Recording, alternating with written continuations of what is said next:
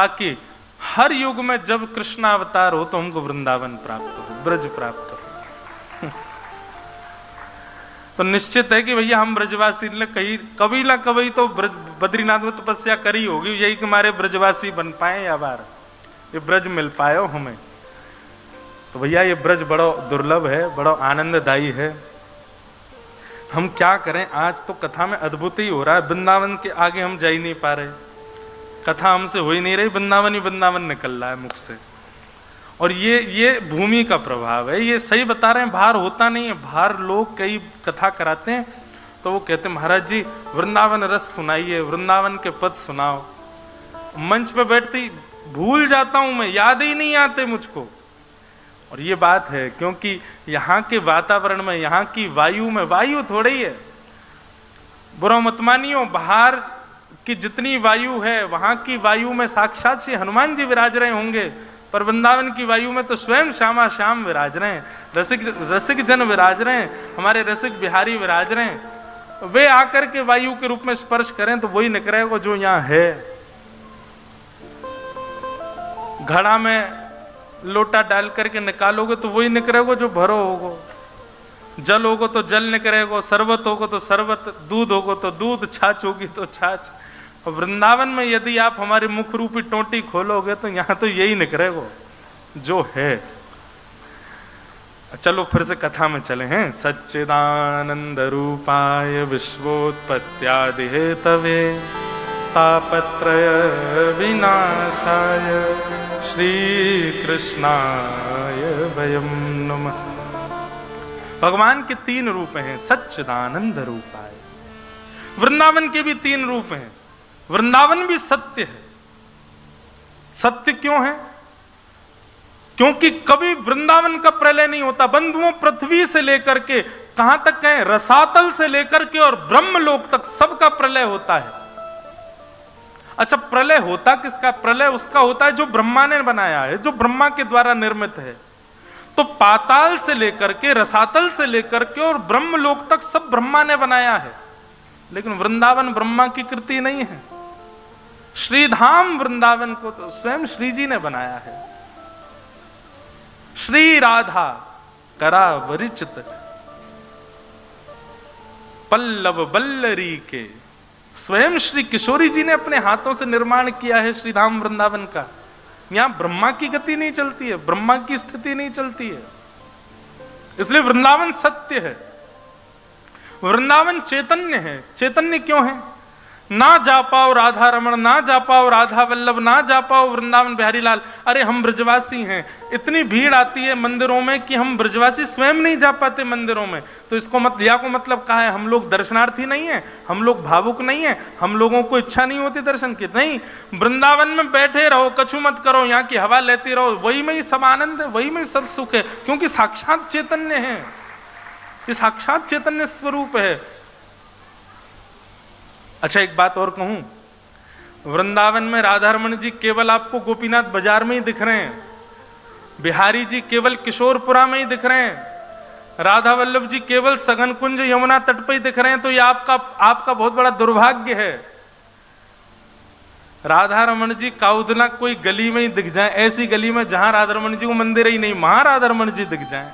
और कई बार होता है, कई वैष्णव लोग ऐसा बताते हैं, आते हैं दर्शन करके, बोले महाराज जी हम एक गली में गए थे, वहां गली में गए, वहां पे एक मंदिर था, वहां मंदिर में दर्शन किए, वो तो कोई और ठाकुर जी थे ही नहीं, वो तो राधा रमण जी थे। हमने कि वो होंगे तो कोई और ही ठाकुर, पर तुम्हारी दृष्टि में ठाकुर जी बैठ गए, अब जहां देख रहे हो वहीं राधा रमण जी दिख रहे हैं। तो मतलब केवल वही मंदिरों में ही आपको ठाकुर जी दिख रहे हैं, तो ये आपका दुर्भाग्य है।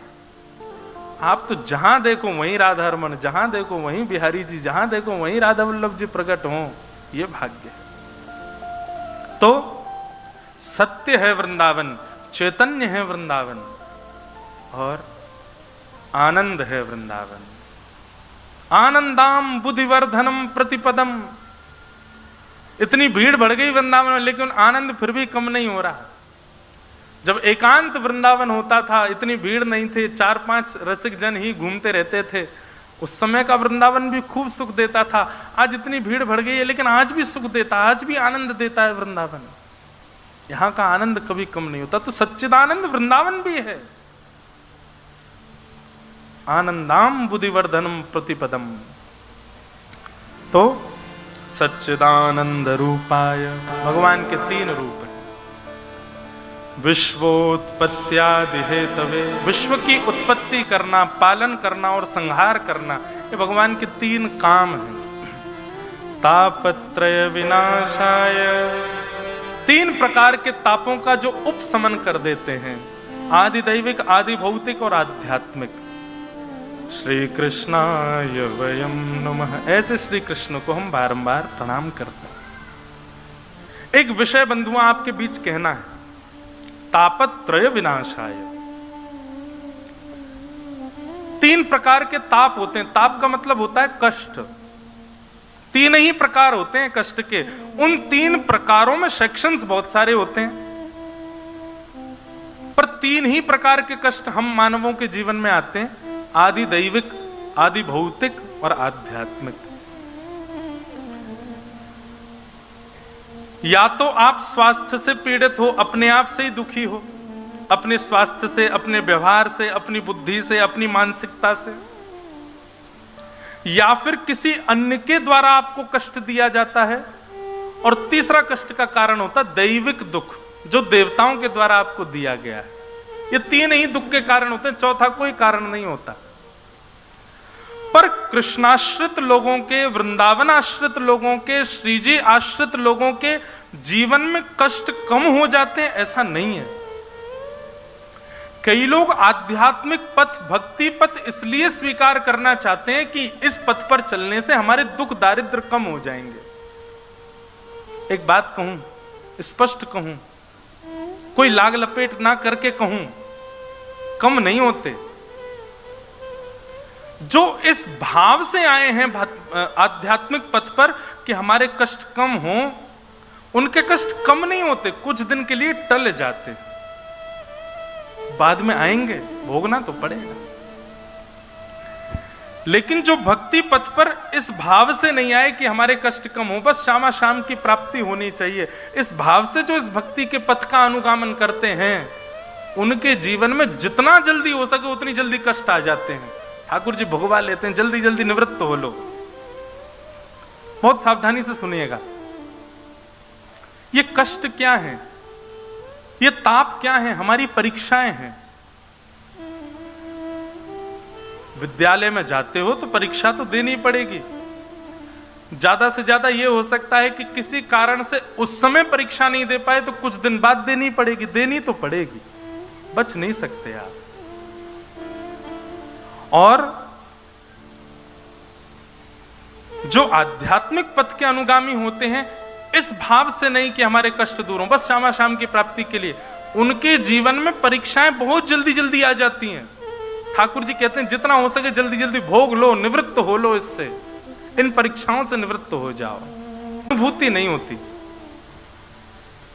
मीराबाई का चरित्र सुनो, कितना कष्ट, हमारे लिए वो कष्ट है, पर मीराबाई के चरित्र में आपको कभी नहीं दिखेगा कि मीराबाई ने उन कष्टों से रो करके कभी ये कहा हो कि हे गिरधर गोपाल, इतना कष्ट क्यों दे रहे हो, इतनी पीड़ा क्यों दे रहे हो, कभी नहीं।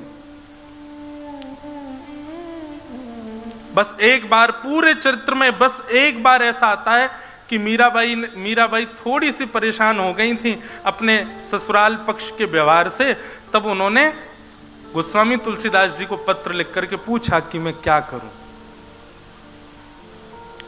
तब गोस्वामी जी ने प्रत्युत्तर में कहा था, जाके ही अन राम वैदेही तजियता ही कोटि वैर सम यद्यपि परम स्नेही।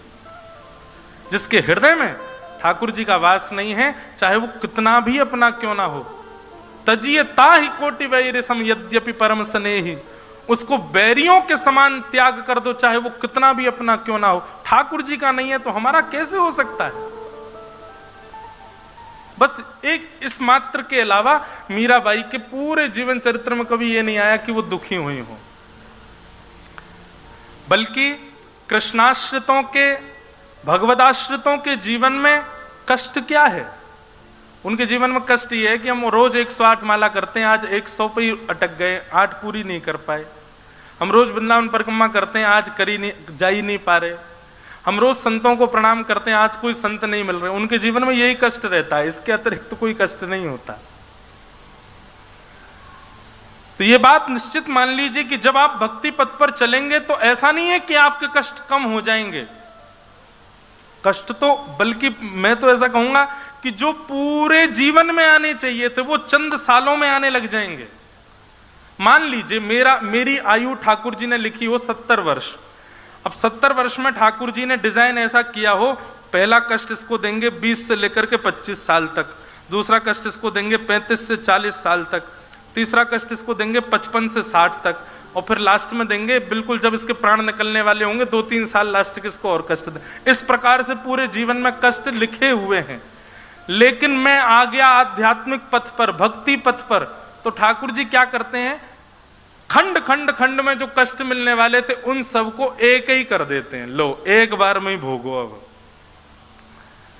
अब जो 5 वर्ष, फिर आगे 10 वर्ष बाद फिर 5 वर्ष, फिर 20 वर्ष बाद फिर 5 वर्ष, ऐसे जो मिलना था वो 1 साल एक साथ ही ठाकुर जी भगवा देंगे। लो 15-20 साल में सारे भोग भाग के निवृत्त हो लो। ये होता है। और पूर्ण रूपेण प्रेम के भाव से भक्ति पथ पर यदि आए हैं तो कष्ट तो आएंगे लेकिन अनुभव नहीं होगा, उसकी अनुभूति नहीं होगी, उसका ज्यादा प्रभाव आपके चित्त पर नहीं होगा। कष्ट तो आएंगे। तो इसलिए तापत्रय विनाशाय, ठाकुर जी तापों का विनाश नहीं करते हैं, तापों से होने वाली हमारे ऊपर प्रभावों का विनाश करते हैं, वो प्रभाव नष्ट हो जाता है। ऐसे श्री कृष्ण को हम बारंबार प्रणाम करते हैं। श्री कृष्णाय वयम नमः। भागवत के महात्म का प्रथम श्लोक। अब आइए महात्म के थोड़े प्रसंग सुने। 88,000 सोनकादि ऋषि नैमिषारण्य क्षेत्र में बैठे थे, मानव कल्याण के लिए यज्ञ कर रहे थे, और उस यज्ञ के बीच में वहां सूत जी महाराज का आगमन हुआ। 88,000 सोनकादि ऋषियों ने सूत जी से प्रश्न किया। क्या प्रश्न किया? श्रेयसां यद्भवेत् श्रेय पावनानां च पावनम् कृष्ण प्राप्तिकरं सस्व साधनम तद्वदाधुना। बंधुओं, सदैव याद रखना प्रश्न कैसा होना चाहिए। कई बार मैं देखता हूं हमारे वृंदावन के भी कई रसिक जन हैं, परम पूजनीय श्री प्रेमानंद जी महाराज हैं, और भी कई रसिक ऐसे संत हैं जो प्रश्नों के समाधान बताते हैं, पर हमको प्रश्न करने नहीं आते। कई बार प्रश्न सुनकर के मुझे ये लगता है कितने बड़े भाव से वंचित हो गया ये, इतने बड़े स्थान पर जाके भी पूछ क्या रहा है, वही संसार। प्रश्न कैसा होना चाहिए पहले ये सीखिए। पूछने वाले का भी उद्धार हो, बताने वाले का भी उद्धार हो। अभी क्या होता है, आपका प्रश्न ऐसा है कि आपका ही उद्धार हो रहा है, बताने वाला तो पहले से ही उद्धार कर चुका है अपना। प्रश्न कैसा हो, पूछने वाले का भी उद्धार हो, बताने वाले का भी उद्धार हो, और जो खाली बैठे सुन रहे हैं उनका भी उद्धार हो। तीनों के उद्धार की भावना से प्रश्न होना चाहिए। और ऐसा प्रश्न केवल एक ही है, क्या? कृष्ण प्राप्ति करम शाश्वत। शाश्वत श्री कृष्ण की प्राप्ति कैसे हो, ये मार्ग हमको बताओ। और श्रेयसाम यद भवे श्रेय, यहां पर सूत जी महाराज कहते हैं, सौनकादि ऋषि कहते हैं श्रेष्ठ से श्रेष्ठ, पवित्र से पवित्र और जल्दी से जल्दी भगवत प्राप्ति कैसे होगी, कृष्ण की प्राप्ति कैसे होगी, वो मार्ग हमको बताइए। कितना अच्छा प्रश्न है। बस ये एक ही प्रश्न में पूरी भागवत की कथा सुनाई है। सोचो, प्रश्न ऐसा हो जो पूरे ग्रंथ का निर्माण करवा दे।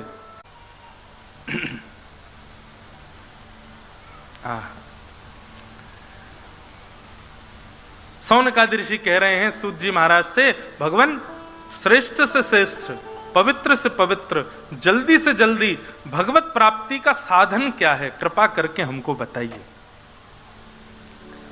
सूत जी महाराज ने जैसे ही प्रश्न सुना, प्रश्न सुनते ही सूत जी महाराज परम आनंदित हो गए और आनंदित होते ही कहते हैं कि कालव्यालम खग्रास त्रास निर्णास हेतवे श्रीमद्भागवतम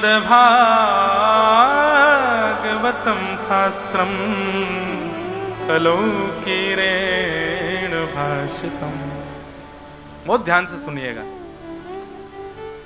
सौनकादि ऋषि कहते हैं कालव्याल मुखग्रास त्रास निर्णास हेतवे श्रीमद्भागवतम शास्त्रम कलौकीरेण भाषितम। काल रूपी व्याल, व्याल कहते हैं सर्प को, उस सर्प के मुख में हम आप सब लोग किस भांति हैं? बोले ग्रास के भांति। ग्रास कहते हैं भोजन को। काल यानी कि समय रूपी सर्प के मुख में हम सब भोजन के भांति बैठे हैं। बस ये समझ लो अभी तक हम जीवित क्यों हैं? क्योंकि हमारे समय रूपी व्याल का पेट भरा हुआ है। जिस दिन उसको भूख लगी आई उसी दिन हमको खा जाएगा, हमारी मृत्यु हो जाएगी। मृत्यु का मतलब क्या है? उस फलाने व्यक्ति की मृत्यु हुई मतलब उसके समय रूपी व्याल को भूख लगी, उसने पा लिया। हम लोग जीवित बैठे मतलब हमारा समय रूपी व्याल अभी भी उसका पेट भरा हुआ है। कालव्याल मुखग्रास त्रास निर्णास हेतवे श्रीमद्भागवतम शास्त्रम कलौकीरेण भाषितम। तो ये बात तो सिद्ध है कि व्याल को भूख तो एक दिन लगनी है। बहुत सावधानी से सुनिएगा, सावधानी हटी तो दुर्घटना घट जाएगी। यहाँ पे ये बहुत बढ़िया प्रसंग चल रहे हैं, ये अगर निकल गए ना कान से कहीं और तो फिर बहुत बड़े भाव से वंचित रहोगे, इसलिए सावधानी से सुनो। काल रूपी व्याल को भूख तो लगेगी, आज नहीं तो कल लगेगी, कल नहीं तो हो सकता आज रात को ही लगे आवे, और ये भी हो सकता है 1 घंटे बाद ही लगे आवे, कभी भी लग सकती है उसको भूख। और जैसे भूख लगेगी हमारा गोविंदाय नमो नमः, तो उसको भूख लगे उससे पहले पहले भगवत प्राप्ति हमको करनी है। भागवत में एक ये नया सिद्धांत है। अभी तक हमको ये सिद्धांत पता था कि मृत्यु के बाद हमको ठाकुर जी से मिलना है, लेकिन नहीं, भागवत का सिद्धांत है कि मृत्यु आए उससे पहले पहले ठाकुर जी से मिलना है, उससे पहले पहले ठाकुर जी का अनुभव करना है। मृत्यु के बाद की प्रतीक्षा मत करो, मृत्यु आवे तब मिलेंगे ठाकुर जी से। हर क्षण अंतिम हो सकता है, उससे पहले पहले भगवत प्राप्ति कर लो। और वो भगवत प्राप्ति कैसे होगी? बोले श्रीमद् भागवतम शास्त्रम। ये भागवत रूपी जो शास्त्र है ना, इस शास्त्र में जितने भाव बताए गए हैं, जितने मार्ग बताए गए हैं, जितने रूप अनुरूप बताए गए हैं, उन सबका पालन करना प्रारंभ कर दो बस, और कुछ नहीं करना, कृष्ण प्राप्ति हो जाएगी। बहुत सरल और सहज उपाय।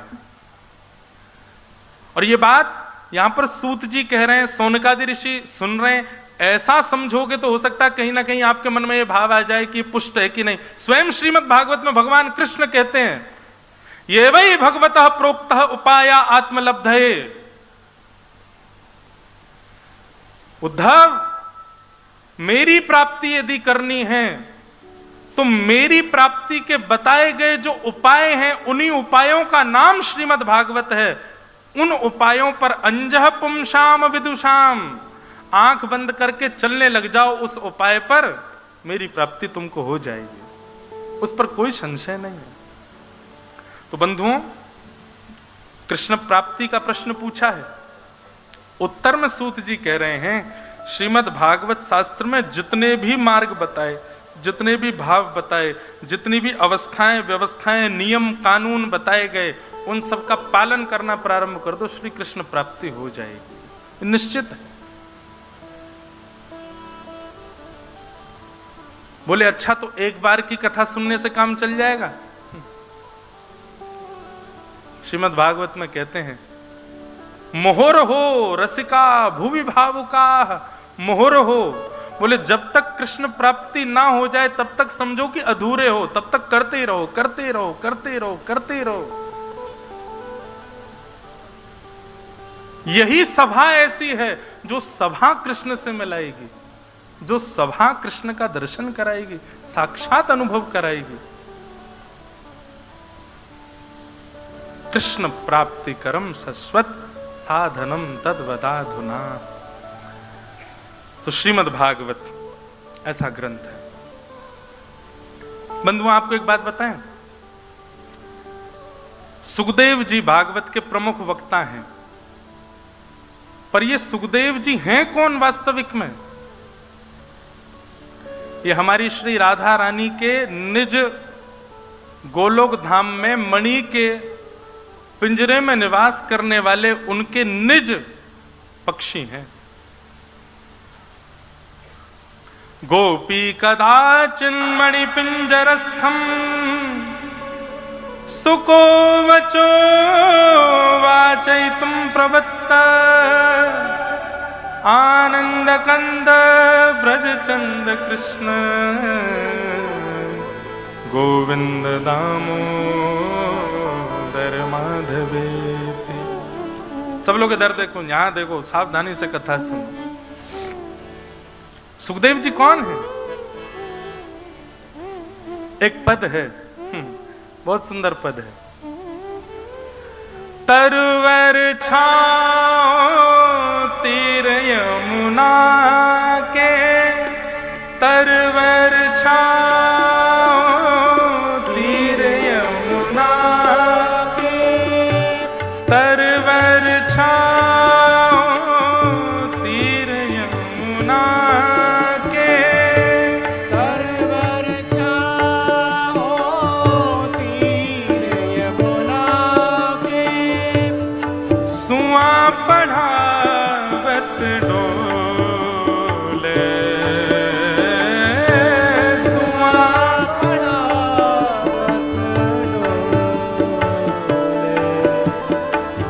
सुआ पढ़ावत डोले,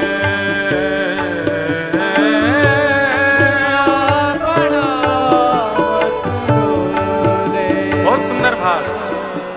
तरुवर छाओ तीर यमुना के, सुआ पढ़ावत डोले। तरुवर छाओ मतलब वृक्ष सघन कुंज हैं, यमुना जी का तट है, और श्री जी हमारी किशोरी जी अपने हाथ को ऐसे मुद्रा बना करके यहाँ पर तोता को कहते सुआ, तोता को बिठा करके पढ़ावत डोले, पढ़ाती हुई घूमती हैं यमुना के तट पर। उस तोते को पढ़ाती हैं। क्या पढ़ाती हैं? श्री कृष्ण गोविंद हरे मुरारे, श्री कृष्ण गोविंद हरे मुरारे, हे नाथ नारायण वासुदेव, हे नाथ नारायण वासुदेव, तरवर छाओ तीर यमुना के, तरवर छाओ तीर यमुना के, सुआ पढ़ावत डोले, श्यामा जू सुआ पढ़ावत डोले,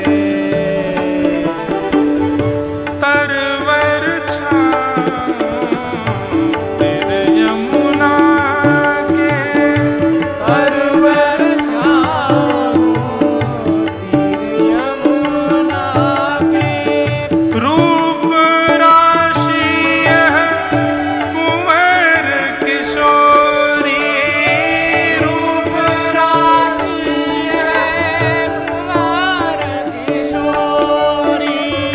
ये देखो, एक पद सुनने की एक विधा बताऊं। जब भी पद गाए जाएं, नेत्र बंद करो, और नेत्र बंद करके जो शब्द गाए जा रहे हैं उन शब्दों से चित्र बनाओ। अब चित्र कैसा है? कल कल नाद करती यमुना जी बह रही हैं, सुंदर यमुना जी का पुलिन है, सुंदर वृक्ष यमुना जी की तरफ झुके हुए हैं, बढ़िया छांव हो रखी है, और उस छांव में हमारी श्यामा जी अपनी भुजा के ऊपर तोता को बैठा करके सुंदर किशोरी जी श्याम सुंदरा हमारी श्यामा जो भ्रमण कर रही हैं, किशोरी जी उस तोते को पढ़ाती हुई घूम रही हैं। रूप राशि कुंवर किशोरी, रूप राशि कुमार किशोर। क्या कर रही हैं?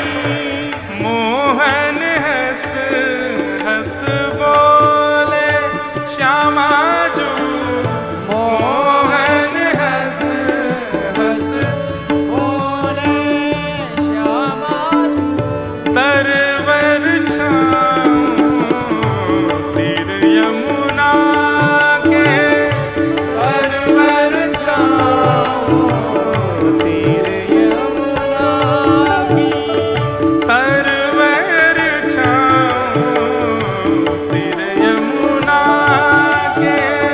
तरवर छाऊं तीर यमुना की। और किशोरी जी हाथ में लेकर के और मोहन हंस हंस बोले।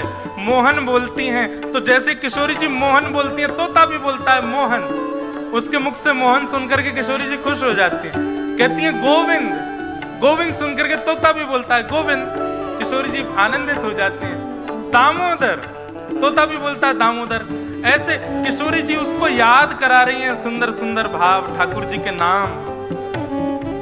झुकत झुकावत तार कदम की, झुकत झुकावत डार कदम की, झुकत झुकावत डार कदम की।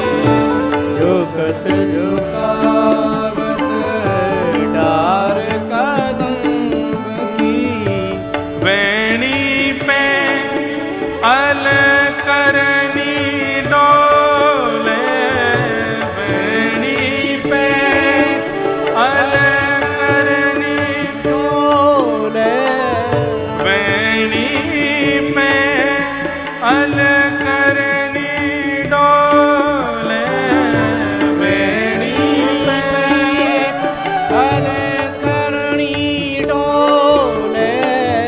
नागरदास नेह मदमाते, नागरदास नेह मदमाते,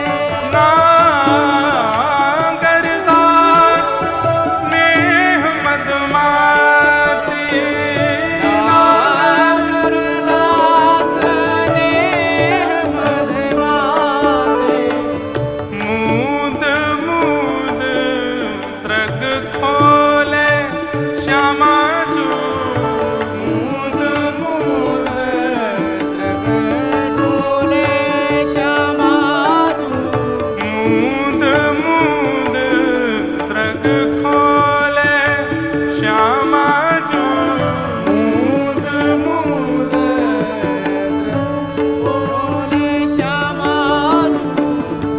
तरवर छाओ तीर यमुना के, तरवर छाओ तीर यमुना के, सुआ पढ़ावत डोले श्यामा सुआ पढ़ावत डोले। आंसुआ पढ़ावत डोले राधा जो। सुआ पढ़ावत डोले। तरवर छांव तीर यमुना के, सुआ पढ़ावत डोले। हमारी व्यासपीठ के बगल में दिख रहे हैं आपको सुखदेव जी, ये विराज रहे भागवत जी के बगल में। ये भागवत के मूल वक्ता हैं। ये भागवत के मूल वक्ता भी हमारी श्री जी के द्वारा ही भेजे गए हैं पृथ्वी पर। यदि कोई ब्रजरस उपासक ये सोचे कि भागवत का आश्रय उसको नहीं लेना है, तो समझ जाना श्री जी स्वीकार नहीं करेंगी। क्योंकि सुखदेव जी को भी तभी श्री जी ने भेजा कि कि पहले जाओ ठाकुर जी के यश का गुणगान गाओ, सुनकर के आओ, तब हमारी सेवा प्राप्त होगी। इसलिए भागवत को एक बार सुनकर के आप तृप्त हो जाओ और सोचो हमने तो सुन ली, नहीं, मोहर हो, सुनते रहो। जब तक कथा सुनते सुनते सुनते सुनते सुनते ऐसी स्थिति ना हो जाए कि कथा सुनने के बाद जित देखूं उतित कहीं ना कहीं श्याम सुंदर का कोई अनुभव होने लग जाए, तब तक सुनते ही रहो। क्या होगा जब आप निरंतर कथा सुनोगे तो पहले ठाकुर जी जब मिलने का मन बनाएंगे स्वप्न में दिखने लगेंगे, दिखते दिखते दिखते फिर स्वप्न के ठाकुर जी अनुभव कराने लगेंगे, वायु के रूप में, प्रकाश के रूप में, कहीं ओझल से ऐसे कहीं ना कहीं अनुभव होगा कि श्याम सुंदर हैं। और जिस दिन कृपा होगी, आहा, उस दिन प्रकट हो जाएंगे। तीसरा भाव, पहले स्वप्न, फिर अनुभव, फिर प्रकट होगा वो भागवत से। आप कितना भी अन्योन्याश्रय कर लीजिए, कितना भी अन्य स्थानों, किन अन्य भावों में चले जाओ, भागवत का आश्रय पकड़ करके नहीं रखोगे, श्यामा श्याम के मिलन में कहीं ना कहीं बाधा रहेगी। इसलिए निरंतर कथा सुनो। ये तो एक नियम। मुझसे कोई लोग बोलते महाराज जी क्या नियम कुछ बताओ। हमने कि एक, बाकी सारे नियम सहज हैं, एक नियम बना लो। क्या? 20 मिनट, 15 मिनट, आधा घंटा, जितना हो सके इतना ही कम समय से, 20 मिनट से कम नहीं, कम से कम 20 मिनट रोज सत्संग सुनो, कथा सुनो, और भागवत सुनो तो और अच्छा है।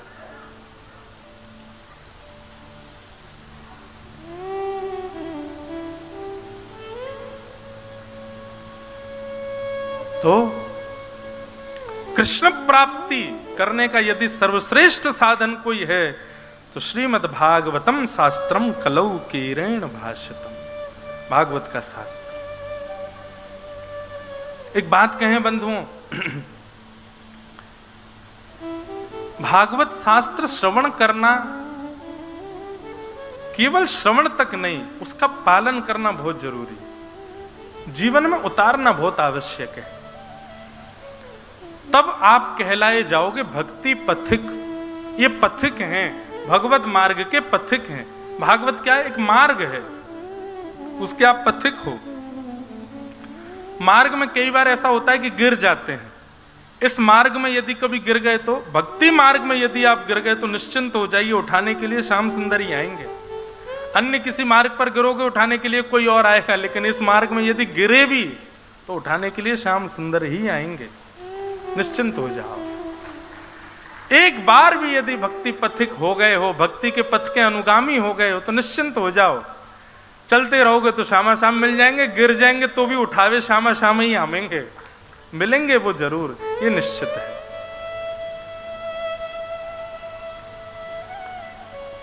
भागवत शास्त्र का जब सूत जी ने बात कही, सौनकादि ऋषि कहने लगे महाराज जी ये भागवत की कथा किसने किसको पहले सुनाई, जरा इसके बारे में हमको विस्तार से बताओ। तब उन्होंने कहा कि भैया ये भागवत की कथा सबसे पहले सनक सनंदन सनातन सनत कुमारों ने श्री नारद जी महाराज को सुनाई। क्यों? नारद जी को तो श्राप लगा है, वो एक दिन एक स्थान पर बैठे ही नहीं सकते, 7 दिन बैठ करके उन्होंने कथा कैसे सुन ली, इसके बारे में थोड़ा विस्तार बताओ। तब यहां पर कथा सुनाई गई। नारद जी महाराज भ्रमण करने आए पृथ्वी पर, और पृथ्वी पर आकर के उन्होंने क्या देखा? नाम बड़े दर्शन छोटे। पृथ्वी कैसी है? इसकी महिमा बहुत है, पर यहां भ्रमण करने पर, रहने पर पता चलता है कि ये तो बिल्कुल ही अयोग्य है। अहम तुम पृथ्वीं यातो ज्ञात्वा सर्वोत्तमामिति पुष्करम च प्रयागम च काशी गोदावरी तथा हरिक्षेत्रे कुरुक्षेत्रे श्रीरंगम सेतुवंदनम एवमादिषु तीर्थेषु ब्रह्ममाण इतस्ततः। एक बात, नारद जी ने यहां जिन जिन क्षेत्रों का नाम लिया ये सारे धार्मिक स्थान हैं। नारद जी ने भागवत जी में जिन जिन क्षेत्रों का नाम लिया कि मैं कहां कहां गया, वो सारे धार्मिक स्थान हैं। पुष्करम च प्रयागम च काशी गोदावरी तथा हरिक्षेत्रे कुरुक्षेत्रे श्रीरंगम सेतुबंधनम। इतनी जगह जाकर के और फिर पृथ्वी की बुराई करने लगे। बोले नारद जी ये कहना चाहते हैं ये धार्मिक स्थान है, मतलब अधार्मिक स्थानों से श्रेष्ठ स्थान, वहां की जब इतनी दुर्गति हो चुकी है तो समझो सामान्य स्थानों की क्या स्थिति होगी। और ये बात आज की नहीं है, 5000 वर्ष पहले नारद जी कह रहे हैं इस बात को। आज तो कैसी स्थिति है भूले ही जाओ। बहुत विचित्र है बंधुओं संसार। कैसा है? सत्यम नास्ति तपः शौचम दया दानम न विद्यते। सत्य नहीं है, सत्यम नास्ति तपः नास्ति शौचम नास्ति दया नास्ति, कुछ भी नहीं है। बिल्कुल विपरीत प्रकार के लोग हैं इस पृथ्वी के। नारद जी महाराज भ्रमण करते करते सब जगह के बारे में बताने लगे, ये पृथ्वी बड़ी विचित्र है। तभी भ्रमण करते करते नारद जी कहते हैं मैं वृंदावन पहुंचा और वृंदावन में जाकर के मैंने एक आश्चर्य देखा। क्या आश्चर्य देखा? कि यमुना नदी के तट पर एक सुंदरी बैठी है। उस सुंदरी की गोद में 2 वृद्ध लेटे हैं और वो सुंदरी बहुत विलाप कर रही है। मैंने उस सुंदरी से पूछा कि देवी तुम कौन हो? तब उसने अपना परिचय बताते हुए कहा अहम भक्तिर्तिख्याता इमो में तनयो मतौ ज्ञान वैराग्य नामानो काल योगेन जर्जरो। मैं भक्ति हूं और ये दोनों मेरे पुत्र हैं ज्ञान और वैराग्य। भक्ति का नाम सुनते ही नारद जी तो वहीं दंडवत होने लगे। जय हो भक्ति महारानी, आज तक आपको इतना भजा, पहली बार आपके दर्शन हुए। और ये दोनों आपके पुत्र हैं, इनका नाम क्या? बोले ये ज्ञान है, ये वैराग्य। पर भक्ति महारानी रुदन क्यों कर रही है? तब भक्ति कहती है मैं जहां भी जाती हूं उस स्थान का प्रभाव मेरी आयु पर पड़ता है। मैं सब जगह गई हूं भारत में, जहां जहां गई वहां वहां वृद्धावस्था को प्राप्त होती चली गई। पर वृंदावन पुनः प्राप्य नवीनेव स्वरूपिणी, वृंदावन आकर के मैं तो नवीन हो गई, मैं तो युवान हो गई, पर मेरे पुत्र अभी भी वृद्ध हैं, ज्ञान और वैराग्य। वृंदावन में बंधुओं एक बात है, भक्ति सबके हृदय में है, पर ज्ञान और वैराग्य विहीन भक्ति है। थोड़ा सा इस पर प्रकाश डालेंगे, सावधानी से सुनिएगा। कहीं रोड पर कीर्तन चल रहा हो तो राह चलते हुए भी नाच लेते हैं, मटक लेते हैं। कहीं राधे राधे की गूंज चल रही हो तो चलते फिरते लोग भी राधे राधे कहते। मतलब भक्ति तो है वृंदावन में। लोग सहज ही चलते फिरते उठते बैठते खाते पीते भगवत नाम गा लेते हैं वृंदावन में। पर माफ कीजिएगा, ये भक्ति आपको संतोष क्यों नहीं दे पाती है? ये भक्ति आपके चित्त में शांति उत्पन्न क्यों नहीं कर पाती है? क्योंकि भक्ति के पुत्र ज्ञान और वैराग्य से हमने दूरी बना रखी है। और जहां मां प्रसन्न नहीं है, वहां जहां पुत्र प्रसन्न नहीं है, वहां मां प्रसन्न कैसे हो सकती है? वहां मां को प्रसन्नता कैसे हो सकती है? इसलिए ज्ञान और वैराग्य जब तक चित्त में नहीं आएंगे तब तक भक्ति आपको शांति प्रदान नहीं कर पाएगी। माफ कीजिएगा, भक्ति अन्य किसी प्राप्ति के लिए नहीं है, भक्ति शांति प्रदायक होती है। शांति भगवान की बहन का नाम है। जब शांति आती है तभी ठाकुर जी कभी कभी अपने बहन के यहां भोजन प्रसाद पाने आ जाते हैं। जब शांति चित्त में आएगी तभी कभी कभी ठाकुर जी आएंगे। और जब ठाकुर जी को लगे कि नहीं शांति के घर का प्रसाद बहुत ही बढ़िया है तो ठाकुर जी वहीं बस जाएंगे। तो शांति चाहिए, पर शांति आए कैसे? भक्ति तो है, पर भक्ति को शांति प्रदान करने के लिए ज्ञान और वैराग्य भी चाहिए साथ में। बिना पुत्रों के मां विचलित हो जाती है।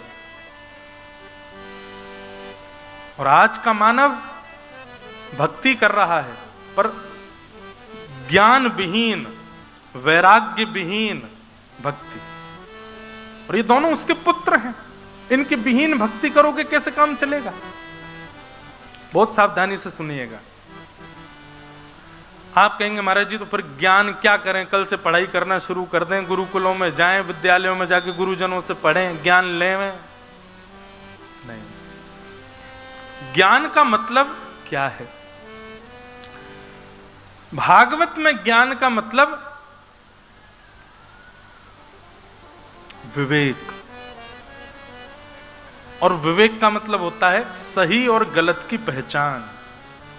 ये ज्ञान, इसको ज्ञान कहते हैं। बहुत पढ़ लिख लेना, बहुत नॉलेज हो जाना ज्ञान नहीं है। मैं कहा करता हूं कथा में,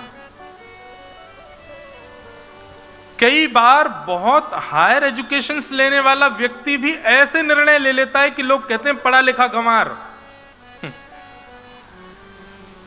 अनपढ़ गंवार कम होते हैं, अनपढ़ विद्वान ज्यादा होते हैं, बल्कि पढ़े लिखे गंवार ज्यादा हो जाते हैं लोग। ज्यादा पढ़ लिख लेना, ज्यादा नॉलेज हो जाना, ज्यादा पता होना, यह ज्ञानी होने का मतलब नहीं है। ज्ञानी होने का मतलब है विवेकी होना, सही गलत की पहचान होना। आपको भूख लगी, घिया लियाए, टमाटर लियाए, आलू लियाए, नमक लियाए, मिर्च लियाए, हल्दी लियाए, और सब रसोई घर में जाकर के रख दी, और फिर रोने लग गए। बोले क्यों?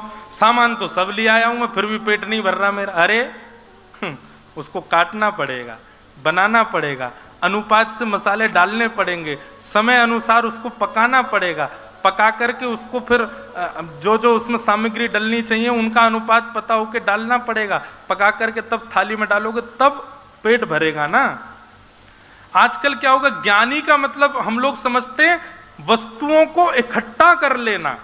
वस्तुओं को इकट्ठा कर लेना ज्ञान नहीं है, वस्तुओं को पका करके स्वयं का उपभोग स्वयं के भीतर उड़ेलना है, ये ज्ञान कहलाता है। आपको रामायण जी याद है, आपको भागवत जी याद है, आपको महाभारत याद है, आपको वो याद है, ये याद है, इतने सारे ग्रंथ, कहीं से भी कोई कथा पूछ लो सब याद है। उत्तर मीमांसा, पूर्व मीमांसा, चारों वेदों के श्लोक याद हैं, सब कुछ पता है। तो आप ज्ञानी हो? नहीं।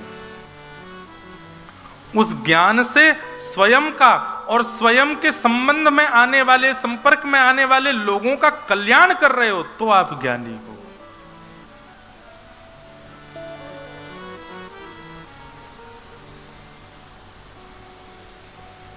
कबीरदास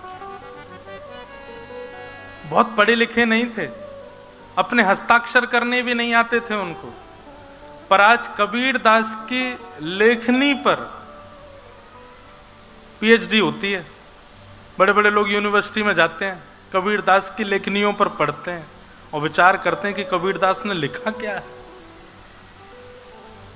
ये ज्ञान है, ये क्योंकि ये विवेक युक्त ज्ञान है।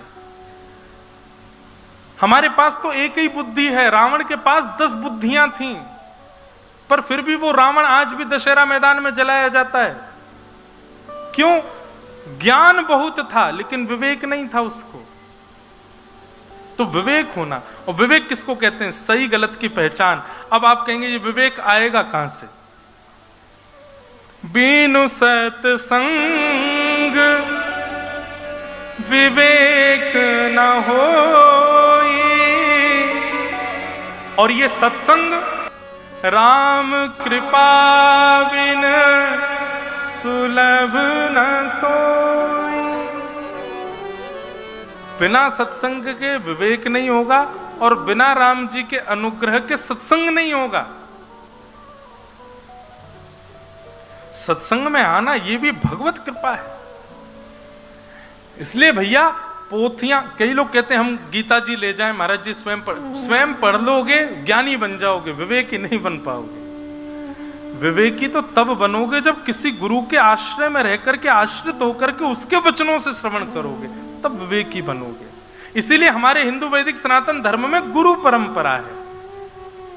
ग्रंथों से ज्ञान स्वयं भी लिया जा सकता है, पर उसमें कहीं ना कहीं ये दृष्टि होती है कि यदि बिना गुरु आश्रित होकर के पढ़ेगा तो अहंकार भी आ जाएगा कि मैं ज्ञानी हूं। पर गुरु आश्रित होकर के रहेगा, गुरु के वचनामृत में ज्ञान को लेगा तो विवेक युक्त ज्ञान आएगा। वो उसका कभी उसको पदभ्रष्ट नहीं होने देगा। इसलिए गुरु सन्मुख होकर के ज्ञान लेना उसको विवेक कहते हैं। ऐसा ज्ञान लीजिए, जहां से मिल जाए वहां से लो, जितना मिल जाए उतना लो, और जितना ज्यादा हो सके उतना लो। तो यह है ज्ञान। ये भक्ति को प्रसन्न करने का उपाय बता रहे हैं। सत्संग करो, जितना हो सके गुरुजनों को सुनो। आजकल एक चीज और हो गई है, मैं अपनी मंच से किसी की निंदा स्तुति तो नहीं करता हूं, पर एक बात कह रहा हूं। व्यास मंच जिस प्रकार से दूध में मिलावट आ गई है, मिठाइयों में मिलावट आ गई है, सब्जियों में मिलावट, व्यासपीठ पे भी मिलावट आ गई है। बस इतना ही कहूंगा, मिलावट तो आ गई है, पर फिर भी आपकी दृष्टि में कभी भेद नहीं आवे व्यास के लिए कि ये अच्छे हैं, ये बुरे हैं, ये श्रेष्ठ हैं, ये अश्रेष्ठ हैं, मुझे इनकी कथा नहीं बढ़िया लगती, मुझे ये, ऐसा मत करो। सबको सुनो, सबसे मिलो। श्री चैतन्य महाप्रभु, उनका नियम था, यदि वो उनको गलती से पता चल जाती ना कि हम जिस मार्ग से जा रहे हैं उस मार्ग में एक गांव है, उस गांव में किसी के घर पे सत्यनारायण की कथा चल रही है, सामान्य कथा चले तो भी चैतन्य महाप्रभु बिन बुलाए पहुंच जाते थे। कथा चल रही है, बैठेंगे सुनेंगे थोड़ी देर। एक बार एक व्यक्ति की कथा में पहुंच गए। अब वो व्यक्ति जो था वो केवल धन कमाने के लिए कथा व्यास मंच का प्रयोग कर रहा था। कोई आता जाता उसको कुछ था नहीं, कुछ भी बोल रहा था। चैतन्य महाप्रभु आ गए तो और उसकी जीभ लड़खड़ा गई और उल्टा सीधा बोलने लगा। लेकिन चैतन्य महाप्रभु की स्थिति क्या थी? ऊर्ध्वबाहु होकर के नेत्रों से अविरल अश्रुधार, हाँ नाथ, हाँ नाथ।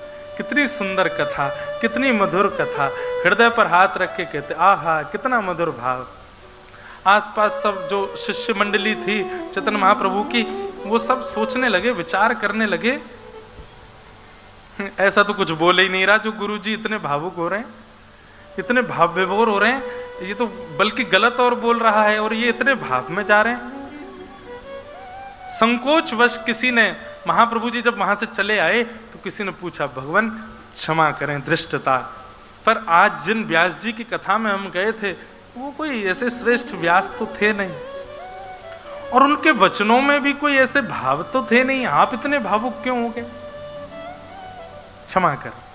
चैतन्य महाप्रभु कहते हैं, तुम लोग परखने गए थे क्या कि व्यास जी अच्छे हैं कि बुरे हैं?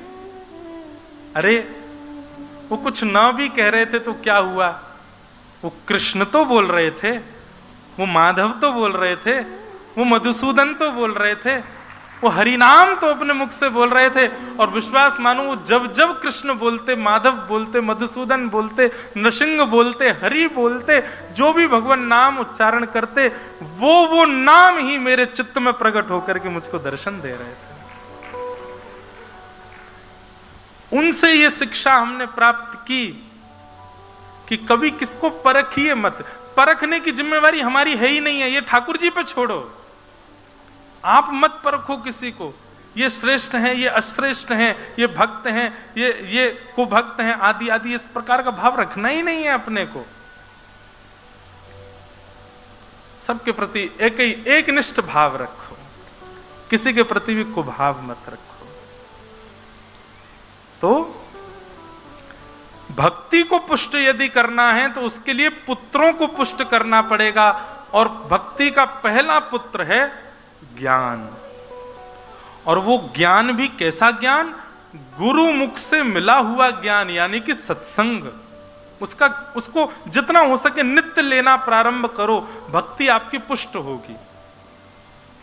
भक्ति को पुष्ट करने का दूसरा उपाय, उसके दूसरे पुत्र को स्वीकार करो। दूसरा पुत्र कौन है? वैराग्य। वैराग्य का मतलब क्या होता है? वैराग्य का मतलब सब छोड़ छाड़ करके वृंदावन भजाओ, सब छोड़ छाड़ के वृंदावन भागे आओ। माता जी रो रही हैं, पिताजी रो रहे हैं, भाई बच्चे सब ढूंढ रहे हैं कहाँ चले गए, कहाँ चले, वृंदावन में बैठे हैं भैया कहीं कोने में घुस के। ये वैराग्य है? नहीं।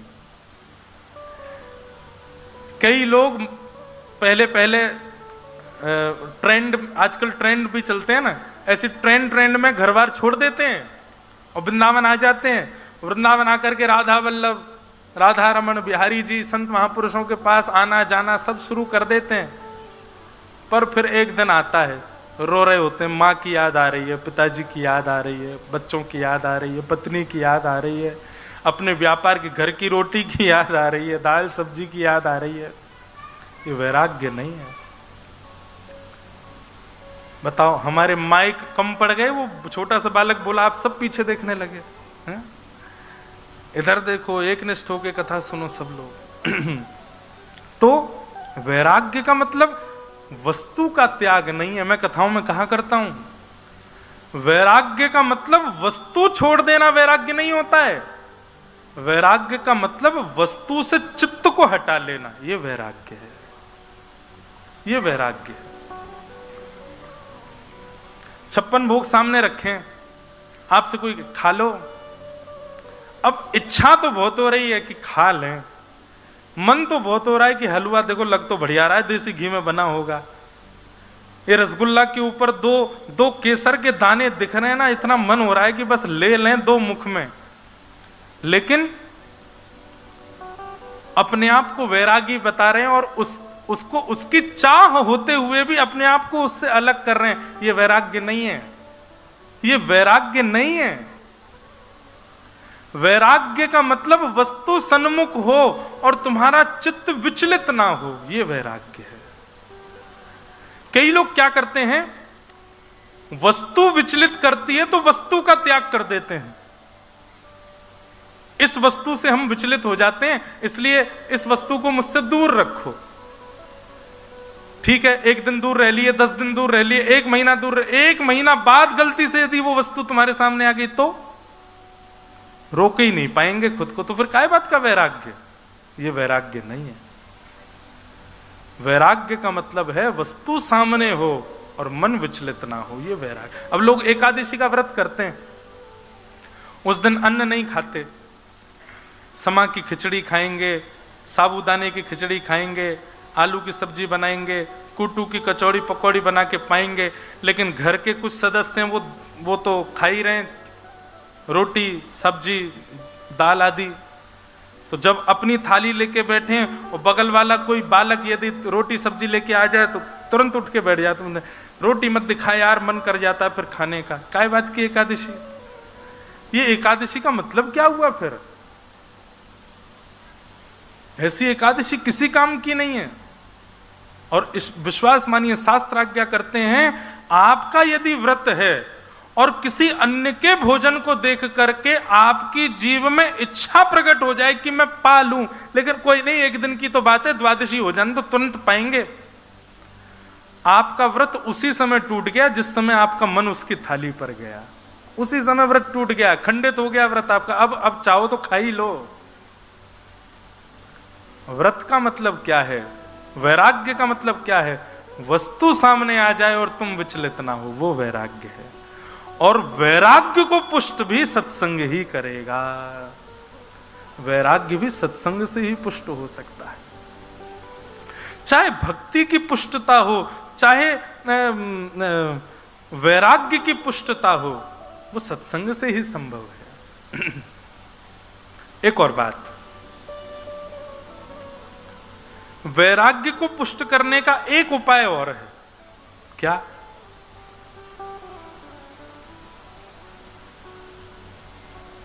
उस स्थान का, उस वस्तु का, उस भोज्य पदार्थ का, उस वस्त्र का, उस व्यक्ति का त्याग कर दीजिए जो भगवत संबंधी ना हो। जिस वस्त्र को पहनने से आप संसारी दिखते हो, उस वस्त्र को पहनिए मत। कई लोगों के वस्त्रों से ही पता चल जाता है दिल्ली से आए हैं, कई लोगों के वस्त्रों से ही पता चल जाता है मुंबई से आए हैं, कई लोगों के हेयर स्टाइल से ही पता चल जाता है कि ये कोई बड़े शहर से आए हैं। वस्त्र ही बता दे रहे हैं कि आप कहां से हो। आपका भोजन बता देता है कि आप किस प्रकार के भोजन में रुचि रखते हो। आपकी बोली चाली बता देती है कि आप कैसी संगति में बैठते हो। उन सब भावों का त्याग करो जिससे आपके ऊपर संसार का प्रमाण होता है कि ये संसारी है।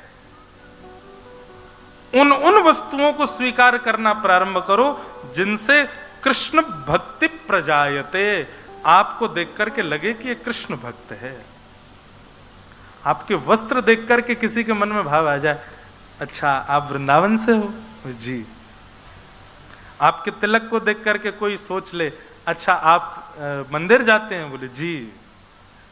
आपके भोजन की स्थिति देख करके, थाली देख करके कोई समझ जाए, अच्छा केवल सामान्य रोटी दाल बिना ऑनियन का, अच्छा वैष्णव हो, बोले जी। आपकी प्रत्येक स्थिति इस बात को प्रमाणित करे कि आप ठाकुर जी के हो। ऐसा दिनचर्या जब आप बना लेंगे तो आपका वैराग्य पुष्ट हो जाएगा। समझ में आ रही है बात कि यूं ही ताली बजा रहे हो? ये अनुकरणीय बात है, ये अनुकरणीय।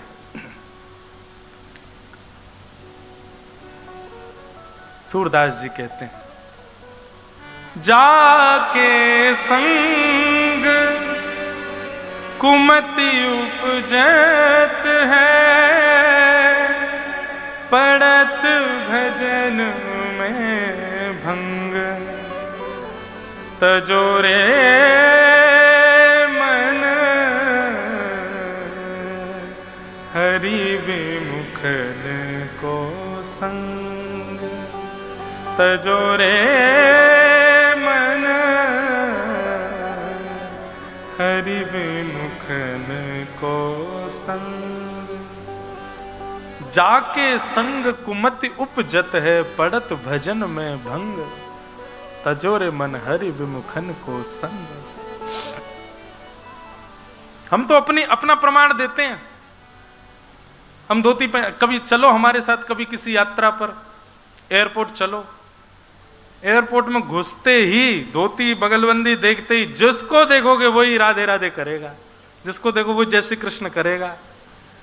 कोई अब तो लोग पहचानने लग गए तो बात अलग हो जाती है, पर पहले जब नहीं जानते तब भी लोग प्रणाम करते थे। अब प्रणाम कर रहे हैं ये विशिष्ट बात नहीं है, बल्कि ये भाव है कि आप किसी अन्य व्यक्ति को देख करके लोग हाय बोलेंगे, हेलो बोलेंगे, कुछ भी बोले या कुछ ना भी बोले, आपके स्वरूप को देख करके कम से कम चित्त में किशोरी जी का भाव तो उत्पन्न हो रहा है।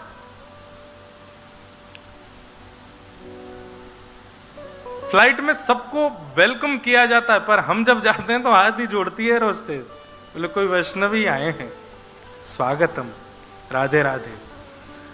भोजन परोसा जाएगा, सबसे पूछा जाएगा वेज नॉन वेज। हमसे तो यही पूछा जाएगा, महाराज जी जैन तो है नहीं। क्यों, तुमको कैसे पता? मैंने तो कुछ कहा नहीं। स्वरूप ही बता रहा है कि ये नहीं लेंगे। अरे कहां तक कहें, कई जगह ऐसा होता है कि कथा के बाद में जो आयोजक लोग कई बार ले जाते हैं, महाराज चलो हमारी दुकान पर घूम के आओ, वहां चलो।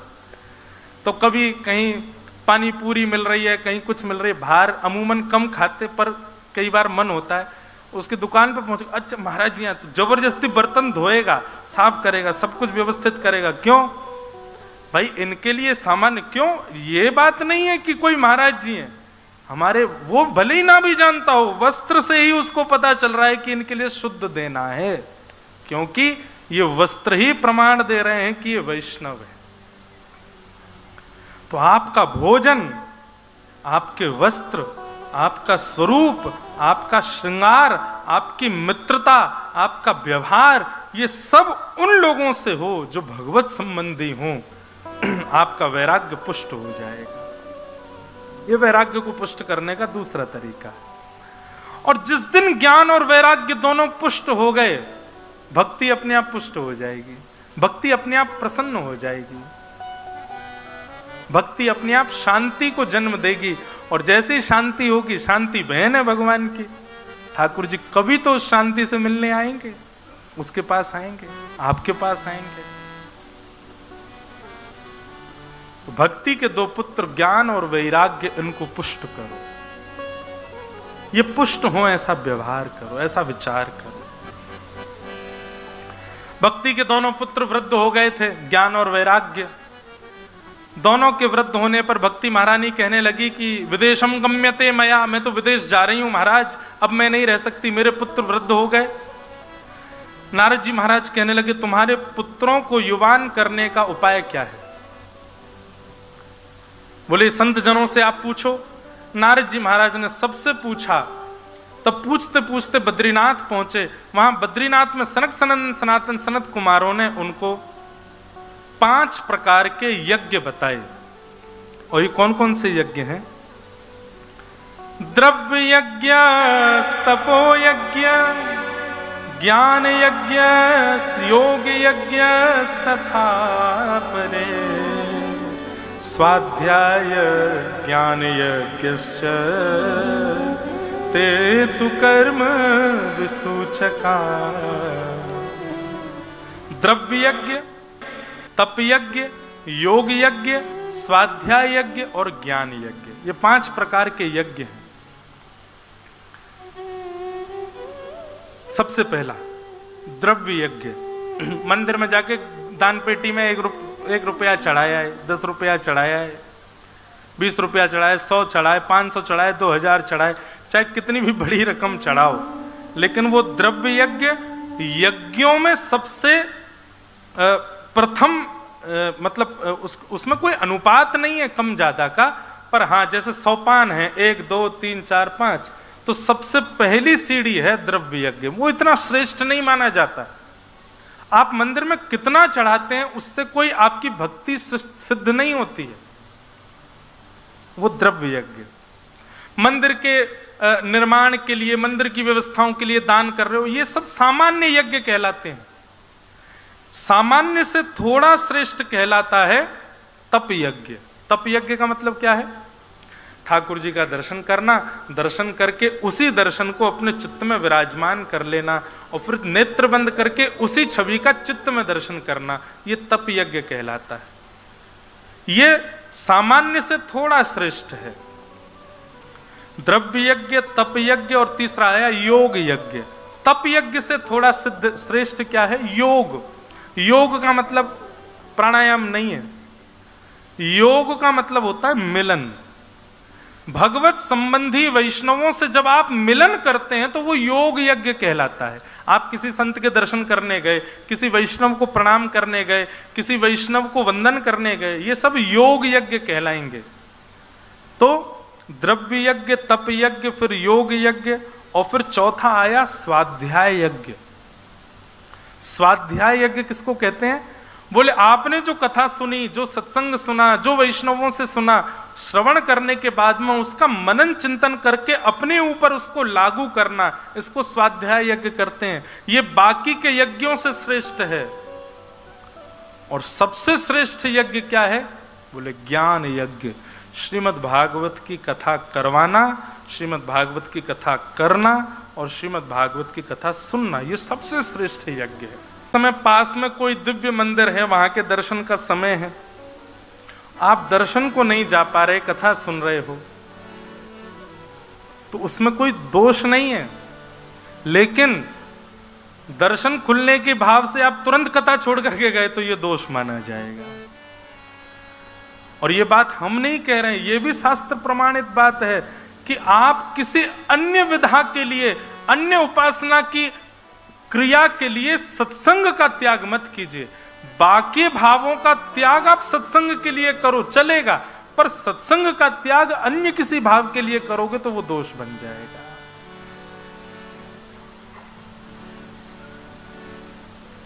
समझ में आई बात? ये सबसे बड़ा यज्ञ है ज्ञान यज्ञ। सत्कर्म सूचको नूनम ज्ञान यज्ञ स्मृतो बुधैः श्रीमद् भागवतालाप सतु गीत सुकादिभिः। सुखदेव जी ने जो भागवत की कथा सुनाई है श्री परीक्षित जी महाराज को, ये दोनों के बीच का जो संवाद है ये सबसे बड़ा यज्ञ है। इस यज्ञ का त्याग कभी मत करो। इस यज्ञ का पालन यदि करेंगे तो आपके सारे कार्य सिद्ध हो जाएंगे। हे नारद जी महाराज, यदि आप चाहते हो कि भक्ति प्रसन्न हो जाए, ज्ञान वैराग्य पुष्ट हो जाए, तो भागवत की कथा कराओ, सबसे बड़ा यज्ञ है। नारद जी महाराज बोले, मैंने साक्षात गीता सुना दी, वेद सुना दिए, उपनिषद सुना दिए, उनसे कल्याण नहीं हुआ, भागवत से कैसे हो जाएगा? क्योंकि श्रीमद् भागवत को वेदार्थ बताया गया। वेदों का अर्थ है श्रीमद् भागवत। जो काम वेद नहीं कर पाए वो वेदार्थ कैसे कर देगा?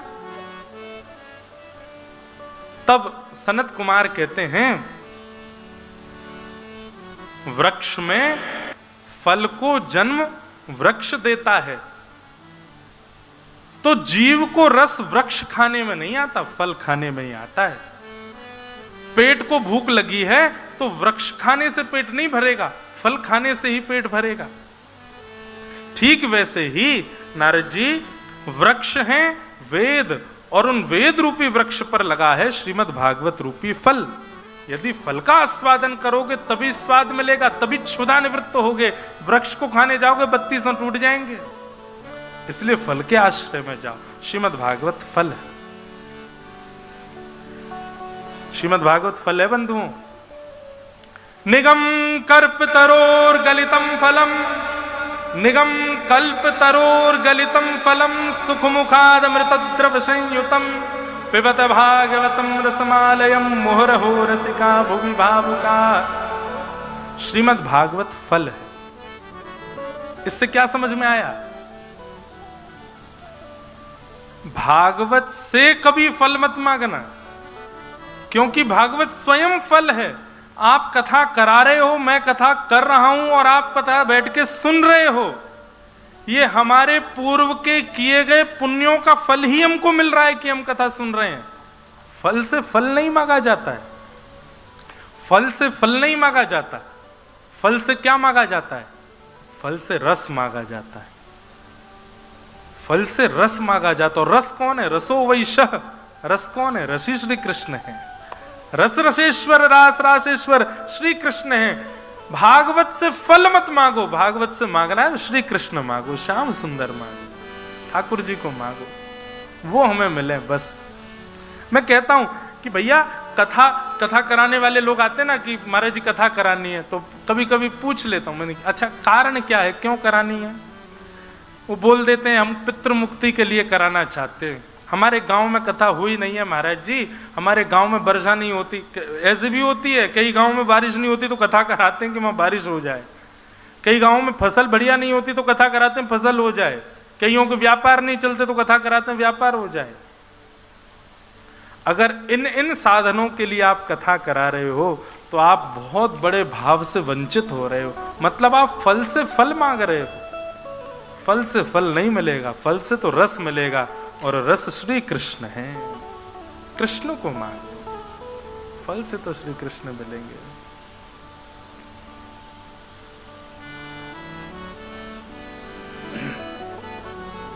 मुझको राधा रमण, ये फल मांगो, ये रस मांगो। मुझको राधा रमण कर दो वैसा मगन,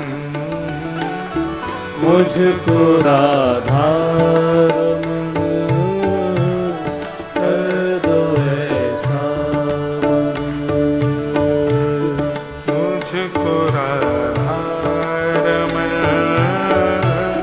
कर दो वैसा मगन,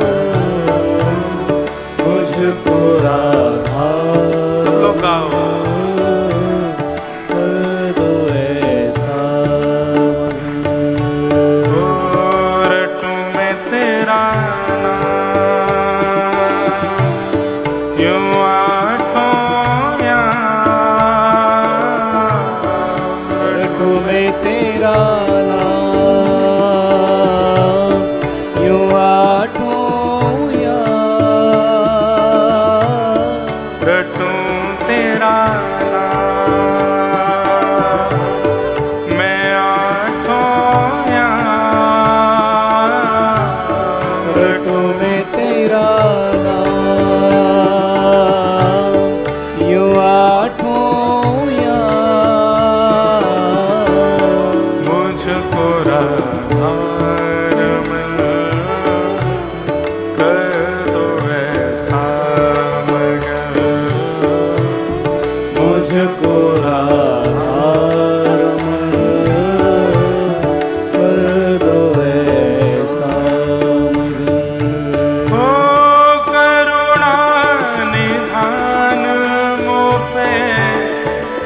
कृपा कर रीझिए। करुणा निधान मोह पे कृपा कर रीझिए। करुणा निधान मोह पे कृपा कर रीझिए। करुणा निधान मोह पे कृपा कर रीझिए। ब्रज में बसा के मोहे सेवा सुख दीजिए। ब्रज में बसा के मोहे सेवा सुख दीजिए। ब्रज में बसा के मोहे सेवा सुख दीजिए। ब्रज में बसा के मोहे सेवा सुख दीजिए। ओ ब्रज में बसा के मोहे सेवा सुख दीजिए। ओ ब्रज में बसा के मोहे सेवा सुख दीजिए। ओ प्रेम से भर दो मन गाऊं तेरे भजन। प्रेम से भर दो मन गाऊं तेरे भजन। ओ रटूं मैं तेरा नाम यूं आठों याम। रटूं मैं तेरा यूं आठों याम। मुझको राधा कर दो ऐसा। मुझको राधा कर दो ऐसा। श्री राधा रमण लाल की जय। करताल बजा के गाओ।